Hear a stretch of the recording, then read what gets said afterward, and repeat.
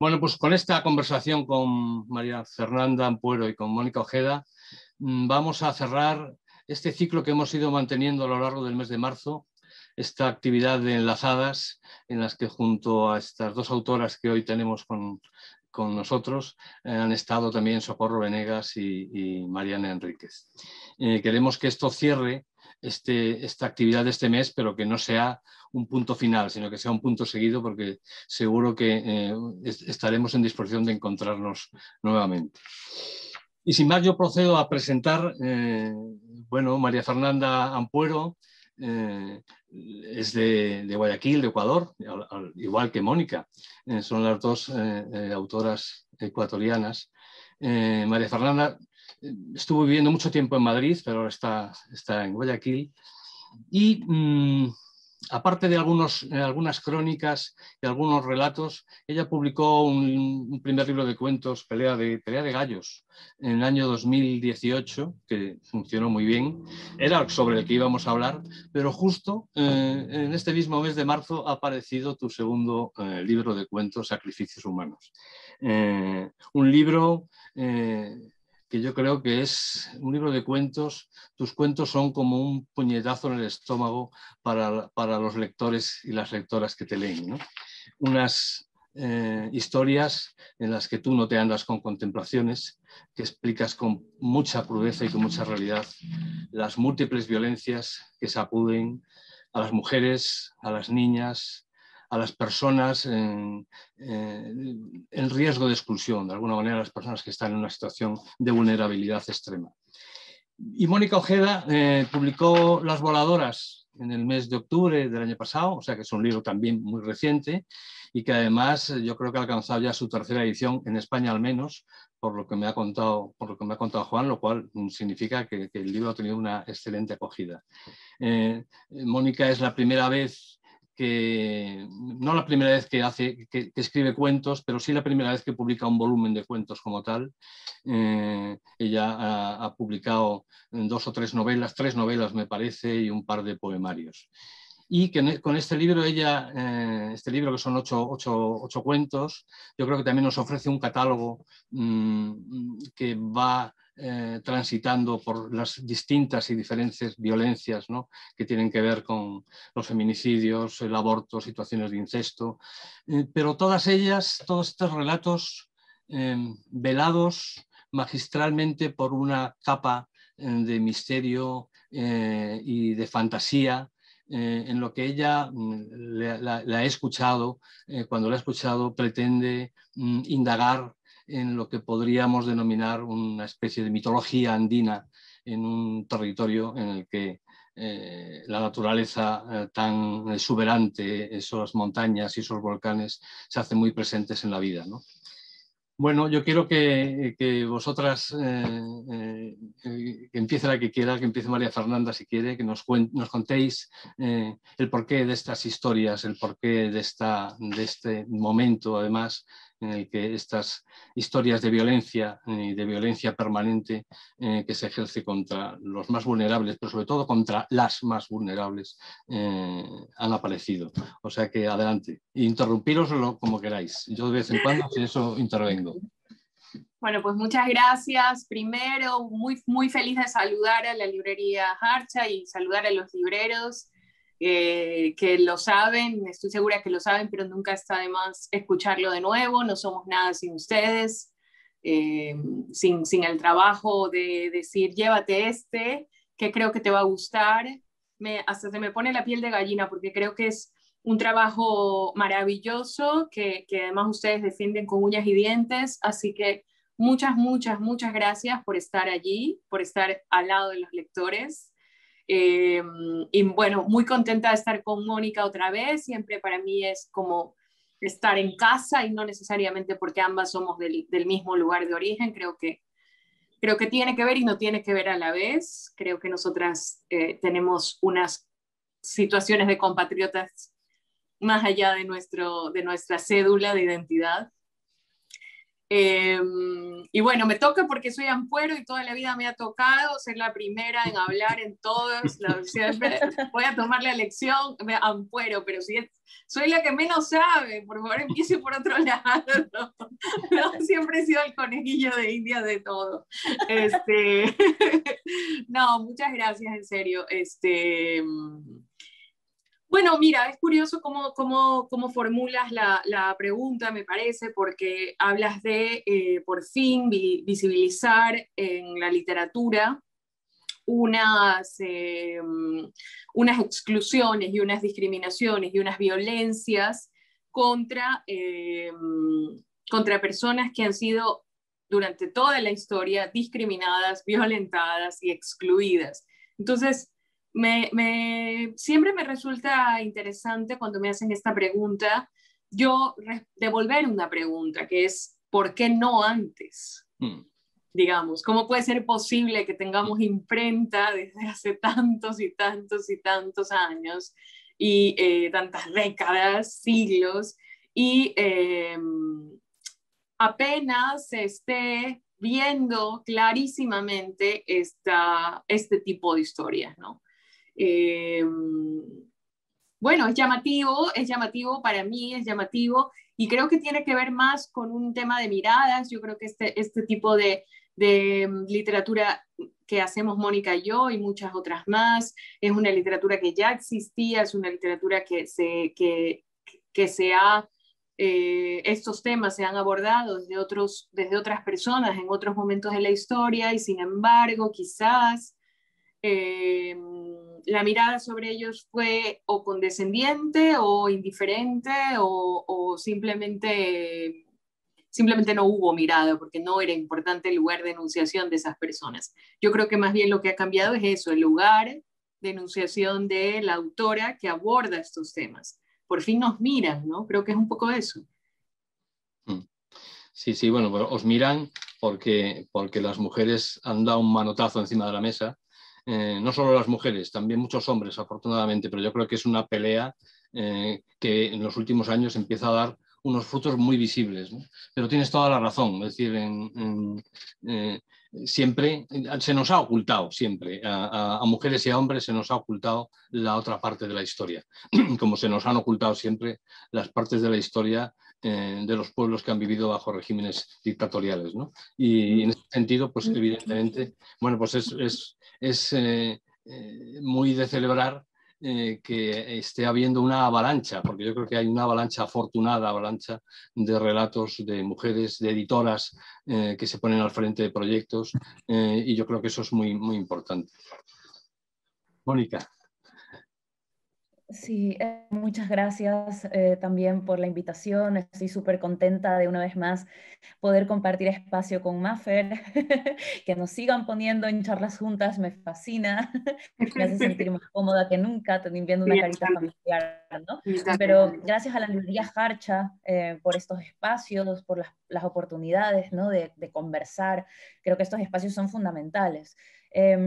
Bueno, yo, en mi caso, ¿no? La escritura de la violencia es algo que yo he ido un poco hilando teóricamente en mi cabeza después de haber escrito mis libros, ¿no? Yo cuando empecé a escribir no tenía en mente convertirme en una escritora que trabaje insistentemente sobre la violencia ni sobre la crueldad. No tenía idea de que estos iban a ser mis temas. Tenía una pulsión escritural muy fuerte, o sea, sabía que quería escribir y tenía muchas ganas de escribir y nunca había analizado que desde pequeña los cuentos que escribo tienen que ver con cuerpos dañados, con menstruación, con cuerpos de mujeres dañados, desde mis primeros cuentos. El otro día mi madre me sacó un cuento que había escrito cuando tenía 12 años y va yo lo había escrito cuando tenía 12 años y va sobre una niña de 12 años que empieza a tener unos cólicos menstruales tremendos y empieza a sangrar porque le viene la menstruación en una situación de violencia familiar, ¿no? En donde a su mamá le pega el padre, entonces le cuento la perspectiva de la niña que en realidad todo lo que le pasa es la menstruación, pero en realidad el cuento va sobre una casa en donde pasan cosas muy tremendas, ¿no? Y cuando mi madre me lo pasó, me lo escaneó, yo dije, Dios mío, es que siempre estaba escribiendo de estas cosas, siempre, cuando tenía 12 años, ¿no? Entonces, pero yo no me di cuenta de nada de esto, sino hasta hace quizás 2 años atrás, 3, que empiezo ya a materializar un discurso a partir de que me convierto en una escritora que publica. Entonces, empiezo a publicar, empiezo a tener conversaciones como estas, empiezo a tener entrevistas, los periodistas me interpelan. Y claro, cuando ya te hacen preguntas, tienes que sentarte a pensar, ¿qué es lo que estás haciendo? ¿Qué estás haciendo?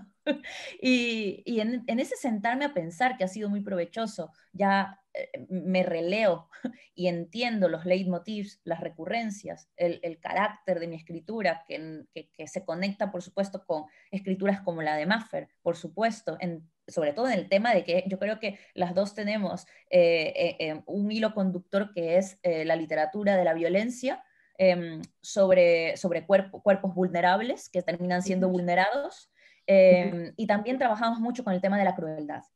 O sea, que creo que a las dos nos importa mucho que no solo la violencia per se, sino el hecho de que haya tanta indiferencia o haya, y que uno sea capaz de ser cruel, no solo porque ejerce la violencia sobre otros, sino porque mira para otro lado y es como que no hubiera pasado.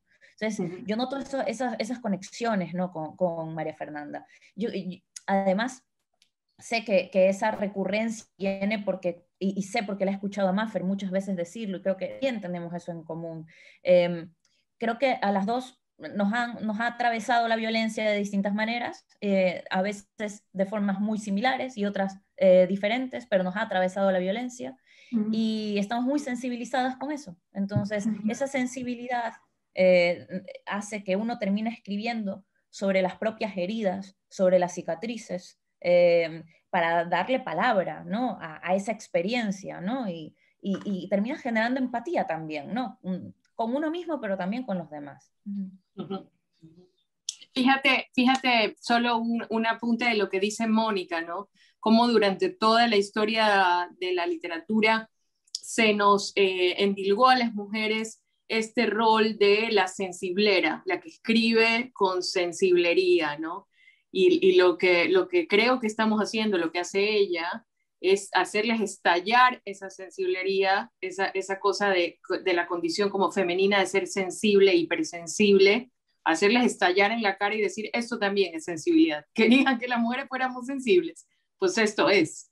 O sea, no soy sensible porque lloro con un polluelo. Tal vez sí, yo sí lloro con los polluelos, pero no estoy hablando de eso, ¿no? De esa cosa del poema al hijo y tu piel de porcelana y no sé qué. Estoy hablando de que esto es tremendo. O sea, tener esta cosa de sensibilidad y de empatía con el otro y de dolerte del dolor del mundo, es una cosa que puede generar una literatura tremenda, inolvidable, brutal, como tú decías. O sea, a mí me pasa con Mónica, que claro, quedas con una sensación, ni siquiera de mal cuerpo, quedas con una sensación de haber presenciado, haber sido testiga de una violencia. Es cuando te quedas como cuando has visto que alguien le pega a alguien, ¿no? Es una cosa física, de sensación de malestar, que además es inolvidable porque ya la hiciste tuya, ya entró en tu cuerpo, ¿no? Sí, yo creo que son... Sí, Mónica, di. No, sigue tú y después digo yo. No, que sí es verdad que bueno, que vuestras historias, estos cuentos, tienen la finalidad, por lo menos a mí me lo parece y a mí me lo han provocado, de sacudir, ¿no? De sacudir a quien los lee, ¿no? Y sobre todo en las mujeres, sobre todo en aquellas mujeres que tampoco sienten que esas violencias como que le sucedan a ellas, y en los hombres obviamente porque son o han sido y siguen siendo evidentemente el objeto provocador en muchas ocasiones de esta violencia. No solamente los hombres, sino el sistema, sino cantidad de situaciones que provocan esta opresión. Yo creo que sí, que esa función la literatura la tiene que cumplir y por fortuna la cumple con vosotras y con otras muchas mujeres, pues sacudiendo el panorama, es decir, que ya no estamos hablando de novelas ñoñas escritas por mujeres, sino que estamos hablando de situaciones que se producen diariamente. Y me sorprende mucho, tanto en María Fernanda como en ti, Mónica, me sorprende que estas situaciones se dan en los entornos cercanos. Bueno, me sorprende si conoces situaciones de violencia, ¿no? Es decir, que es la propia familia, son los propios padres, son los propios hermanos, son las propias historias entre las mismas mujeres, ¿no? En cuentos vuestros, ¿no? Las primas, en donde se producen esas situaciones que de una manera casi sin querer van a acabar produciendo unas violencias tremendas, ¿no? Con un daño terrible, ¿no? Y esto, que parece que la violencia tendría que proceder de otro lado, no, lo tenemos dentro, lo tenemos cerca, y es lo que hay que identificar necesariamente, ¿no? Sí, yo creo que es el cambio de perspectiva también. Bueno, a ver, antes de decir esto, yo iba a decir que a su vez esta vez más pensando en el tema de que, bueno, además de que la mayoría de las autoras que me fascinan son autoras mujeres contemporáneas, ¿no? De las autoras que más me fascinan son ahora mismo escritoras latinoamericanas, pero paradójicamente me parece que cada vez que hablamos de literatura, cuando nos sentamos las mujeres a hablar sobre escritura, ¿no? Escritoras, siempre hay un volver sobre el tema de que literatura de mujeres, ¿no? No, como en realidad no es literatura de mujeres, o sea, como ¿cuándo vamos a dejar de tener que hacer estas mesas en donde solo hablemos sobre escritoras escribiendo como si fuéramos una peculiaridad? No somos una peculiaridad, es que estamos llenando las mesas de las librerías, estamos escribiendo, y de repente todavía hay esas mesas, todavía se hacen estas mesas y estos conversatorios de escritura de mujeres como, mira, aquí está el circo y aquí está, estos son los monos y estos son los no tiene sentido, ¿no? Entonces, paradójicamente, esa peculiarización yo creo que también termina pareciendo que somos un subgénero dentro de la literatura, cuando en realidad literatura y ya está, ¿no? Entonces, eso puntualizarlo, porque es algo que cada vez me está preocupando más, ¿no? Y ya digo, a mí naturalmente me gustan muchas escritoras, y no porque son escritoras, sino porque están igual, a la par, o a veces se escriben mejor que los hombres, y ya está, ¿no? Es porque hacen una literatura tremenda, ya está, ¿no? Por fuera del tema de género, de sexo, de identificación, de lo que pero luego, claro, quería decir que el tema de las violencias que Maffer y yo trabajamos en los libros, yo sí que creo que es un aporte que se presenta a través de la experiencia de la violencia de unos determinados cuerpos. Porque no es lo mismo la violencia que experimentan los hombres, y menos los hombres cis, blancos, etcétera, etcétera. Experimentan otro tipo de violencias. Efectivamente está fuera, no está normalmente en la casa. Está en la calle, que les roban, que si están en un país violento, pues les pueden disparar, ¿no? Como ocurre en países en donde hay mucha violencia, les dispara el de afuera y tal. Efectivamente, la violencia desde la perspectiva masculina, cis, es fuera, no es dentro. No reciben la violencia dentro. Pero en la perspectiva mundial, ya ni siquiera mundial, de los cuerpos de las mujeres, las estadísticas hoy nos dicen y nos dan cuenta de ello que la violencia se produce en casa. Entonces, es una experiencia de la violencia totalmente distinta que escritoras la terminamos contando, porque es una experiencia del cuerpo que uno puede tener cerca, ¿no? O sea, que vive desde otro lugar, ¿no? Entonces termina siendo esto justamente que comentabas, que lo apuntas perfectamente, Fernando. O sea, es ese tema de volver, yo creo que muchas escritoras lo hacen y lo han hecho durante mucho tiempo, sobre el monstruo debajo de la cama, porque el monstruo está debajo de la cama. Es decir, donde duermes, abajo está lo que te puede matar. O sea, y a veces al lado. Entonces, y eso es algo que terminamos como trabajando, y si eso sí que es una perspectiva que yo creo que pueden dar las escritoras, no solo hoy en día, sino toda la vida han estado dando estas perspectivas de la violencia de unos determinados cuerpos, que no son todos los cuerpos, ¿no? Esto termina aunando o aumentando la experiencia de la literatura en conjunto, no solo nos enriquece más en tanto la experiencia humana, ¿no? Que es tan diversa. Fíjate que me quedé pensando en lo que Mónica estaba diciendo al principio de su respuesta sobre la la perplejidad, ¿no? Y sobre quedarse como atónito frente a, wow, las chicas también escriben, ¿no? Y además escriben bien, unas historias memorables, qué cosa tan increíble. Y me acordaba que leí la biografía de una crónica sobre un fotógrafo ciego que recordaba una enseñanza de un maestro que le decía, amigo, nosotros para ser normales tenemos que ser mejores. ¿No? Y es esta cosa como de nunca partes del mismo lugar, ¿no? Si no generas este desconcierto del que hablábamos, como que no puedes acceder a eso. O sea, tienes que ser realmente un fenómeno editorial, un boom, como hay gente que lo llama, a que las mujeres escriban y que las mujeres publiquen y que las mujeres escriban buenos libros. No, es verdad lo que dice Mónica, o sea, sigue siendo esa excepcionalidad, y vuelvo a este fotógrafo porque es interesante las cosas que dice, que él decía, yo no soy un fotógrafo ciego, yo soy un fotógrafo, ¿no? O sea, cuando la gente lo presenta, va la fotografía de este fotógrafo ciego, como haciendo lo que decía Mónica, lo de pasen y vean, ¿no? Y él, claro, se revela muchísimo ante eso y dice, no, es que yo soy como la Chapelle o como cualquiera, digamos. O sea, tengo esta peculiaridad en mi vida, en mi cuerpo, como nosotras que somos mujeres, pero soy fotógrafo, pues yo también soy escritora, ¿no? Escritor, que creo que eso también, Mónica, y eso te lo quería decir hace días, que a mí una cosa que sí me perturba mucho es que cuando dices, ¿quién es para ti el mejor escritor de Ecuador? La gente no piensa en mi nombre femenino, porque ya en la enunciación Claro. te están poniendo en la cabeza a un hombre. Porque si a mí me preguntan, ya, claro, yo respondo siempre Mónica Ojeda, pero otras personas, porque yo me pongo muy atenta y veo y empiezan, bueno, pues fulano de tal, pues tal vez fulano. Nunca cuando le preguntan a alguien cuál es el mejor escritor de tu país, piensa en una mujer. Eso tiene que cambiar.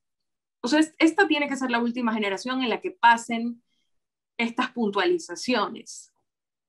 Y ya, invitar a gente a hablar de literatura, de lo que hace, de su oficio, como si fueras alguien que hace zapatos. Hace zapatos, coincide que es mujer, bueno, pues hace zapatos como el señor que hace zapatos, y hablemos de hacer zapatos, ¿no? Bueno, yo creo que se percibe ahora mismo de una manera ya muy clara. Mira, yo llevo 47 años en el oficio de la librería, y además trabajando también con las organizaciones del sector, con libreros, con editores, mucho con las librerías, fundamentalmente con las librerías. Y desde luego el panorama ha cambiado muchísimo, afortunadamente, ¿no? Es decir, cuando uno se asoma, cuando os asomáis a las mesas de novedades de las librerías, no hay que buscar dónde están los libros de las mujeres, están por todas partes. Es decir, antes había mejor que buscarlos, ahora no hay que buscarlos porque están por todas partes. Y desde luego quien niegue semejante realidad, bueno, pues está poniéndose una venda en los ojos, porque esto ya no es verdad. No solamente en las librerías, sino que en la propia historia de las editoriales estamos ante una afortunada irrupción de muchas mujeres dirigiendo proyectos nuevos, prestando una atención especial a las mujeres, algunas en exclusividad, otras no, pero esto no es lo importante. Lo importante es que al final el producto y el resultado final sea que la presencia no sea una presencia a codazo, sino que es una presencia natural en función de la calidad. Oye, yo quería preguntaros, en los cuentos, tanto los de María Fernanda como los tuyos, Mónica, hay una presencia, la naturaleza cobra una presencia muy importante. Y la naturaleza que es hermosa y que es muy bella, a veces se convierte en algo atroz, ¿no? Es decir, cuando estamos hablando de esos manglares, de esos animales que acaban invadiendo y colonizando casas, territorios y demás. Bueno, no digo nada del comienzo del libro de María Fernanda con esta historia de los Doberman, que tiene otra significación, evidentemente, ¿no? Pero la naturaleza ¿Qué papel juega esa naturaleza tan exuberante, ese tener en la espalda de la vivienda de uno una montaña de 6.000 metros, unos volcanes que están ahí? ¿Cómo conforma eso? Y cómo conforma la parte de violencia que también tiene eso, porque la naturaleza también es violenta cuando se desata, ¿no? Sí, sí. A mí lo que pasa es que yo soy muy fanática de los símbolos, tengo que decir. O sea, tengo el diccionario de los símbolos de Cirlot como mi Biblia, es mi Biblia personal, me encanta. Entonces, en los paisajes yo veo mucha simbología. Para mí la montaña no es una montaña y ya está, el volcán no es un volcán y ya está, los cóndores no son los cóndores y ya está. Cuando veo un cocodrilo, no es un cocodrilo y ya está. O sea, veo mi forma de percibir la naturaleza y de percibir muchas cosas que me rodean es a través del mundo de los símbolos. Entonces, esa también es una característica que creo que me marca también como autora y termina permeando mi escritura. Pero sin duda alguna, yo tengo como una forma de entender el mundo de la experiencia humana en donde conviven las cosas más horrorosas y las cosas más tiernas, ¿no? Entonces percibo la experiencia humana como exactamente eso, ¿no? Entonces ese efecto de contrarios, esa especie de tensión que existe entre la belleza y el horror dentro de una misma persona, entre la ternura y el golpe, ¿no? Es una tensión que está en la naturaleza, porque nosotros somos naturaleza, ¿no? Es que hay una falsa dicotomía que la tenemos por la razón occidental también, que no está en cambio en el mundo andino, por ejemplo, en el mundo indígena andino, ¿no? Esa falsa dicotomía entre nosotros y lo natural, como si fuese otra cosa y nosotros fuéramos otra cosa que no fuera naturaleza, ¿no? Cuando el hecho de que estemos aquí hablando y pensando es porque la naturaleza ha permitido que lo podamos hacer, ¿no? Entonces, esa falsa dicotomía no la entiendo así y en mi literatura y en los cuentos de las voladoras creo que está esa tensión del paisaje como algo bello y destructivo a la vez y de los personajes como potencialmente amorosos, bellos, etcétera, etcétera, y destructivos y horripilantes a la vez, ¿no? Está todo el rato esa tensión.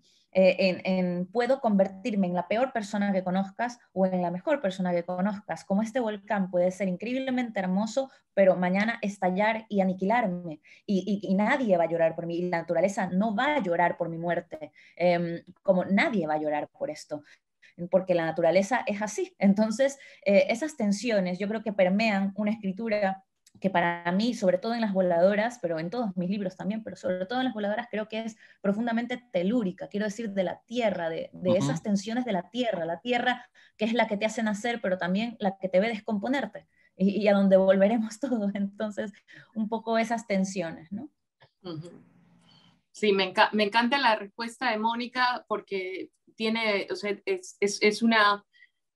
primero es un aprendizaje realmente escucharla, pero además de todo yo creo que da en el clavo del tema del símbolo, que es una cosa que además por la literatura con la que yo crecí, la literatura que a mí siempre me interesó, siempre fue una literatura, bueno, pues el modernismo, el romanticismo, siempre fue una literatura en la que los árboles, el clima, las nubes, la niebla, los acantilados, el mar, los colores de la naturaleza, el momento del día, eran personajes, ¿no? Entonces, el tipo de literatura que a mí me gusta, y literatura y también cine, por supuesto, que a mí me gusta, es aquel en el que